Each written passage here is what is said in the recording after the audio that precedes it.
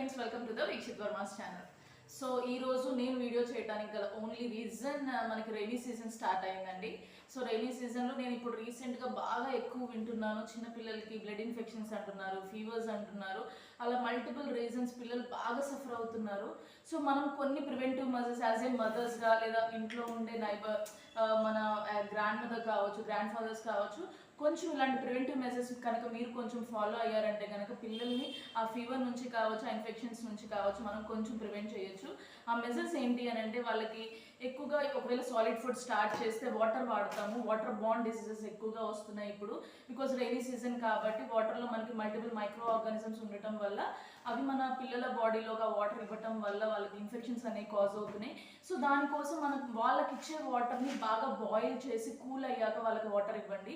So దానివల్ల ఏంటంటే మనం వాటర్ బాండ్ డిసీజెస్ నుంచి మన పిల్లల్ని మనం కాపాడుకోగలుగుతాము.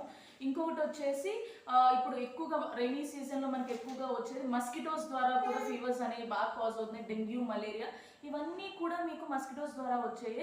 సో ఇంట్లో మస్కిటో రిపెల్లెంట్స్ కావచ్చు, నెట్స్ కావచ్చు, ఇలాంటివి వాడి అండ్ ఓడోమాస్ ఇలాంటివి వాడి పిల్లల్ని కొంచెం సెక్యూర్గా ఉంచండి. బికాజ్ మలేరియా, డెంగ్యూ వచ్చిందని అంటే చిన్నపిల్లలు ఎంత తట్టుకోగలరండి, పెద్దవాళ్ళ మనమే తట్టుకోలేము కదా.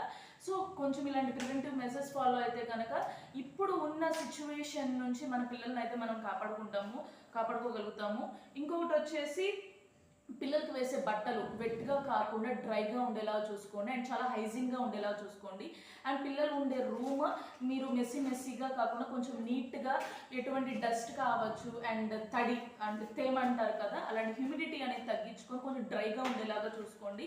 దానివల్ల ఇలాంటి కొన్ని ఫాలో అయితే కనుక పిల్లలకి వాడే బౌల్స్ కావచ్చు, ఫుడ్ పెట్టే బౌల్స్ అవన్నీ కూడా నీట్గా క్లీన్ చేసుకోండి. ప్రతిదీ కూడా హాట్ వాటర్లో, బాయిల్ అయ్యే వాటర్లో వేసి వాటిని శానిటైజ్ చేసుకోండి. ఆ బౌల్స్ని కావచ్చు, వాళ్ళు వాడే బాటిల్స్ని కావచ్చు.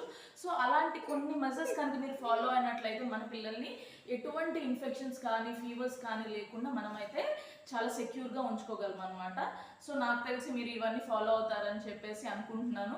నా వీడియో కనుక మీకు నచ్చినట్లయితే లైక్ చేయండి, షేర్ చేయండి, సబ్స్క్రైబ్ చేసుకోండి. Thanks for watching our video and subscribe our channel.